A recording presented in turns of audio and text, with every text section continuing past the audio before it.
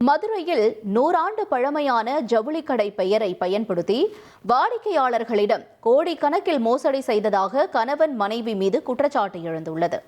மதுரை கீழமாசி வீதியைச் சேர்ந்த அருண்லால் என்பவர் SRB என்ற பெயரில் ஜவுளி கடை உள்ளிட்ட பல்வேறு கடைகளை நடத்தி வந்தார். இவர் தனது மனைவி அனிதா லாலுடன் இணைந்து கடைக்கு வரும் வாடிக்கையாளர்களிடம் மாதம் 10,000 ரூபாய் செலுத்தினால் ஆண்டு முடிவில் 1,41,000 ரூபாய் வழங்குவதாக கூறி சுமார் 55 கோடி ரூபாய் வரை வசூலித்ததாக தெரிகிறது. பணத்தை திருப்பி கேட்டபோது பவுன்ஸ் ஆன காசோலைகளை வழங்குவது, வழக்கறிஞர்களை வைத்து மிரட்டுவது போன்ற செயல்களில் ஈடுபட்டதாக கூறப்படுகிறது.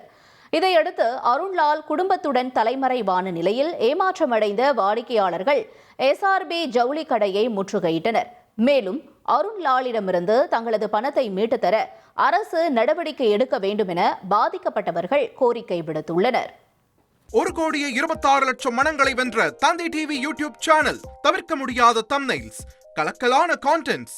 நீங்களும் இந்த குடும்பத்தில் இணைய இப்பவே சப்ஸ்கிரைப் பண்ணுங்க. அசுரபலம் கொண்ட எங்கள் டிஜிட்டல் கரங்களில் உங்கள் விளம்பரங்களை சேர்க்க வாட்ஸ்அப் பண்ணுங்க. 893988883778. Email advttv@dttv.in.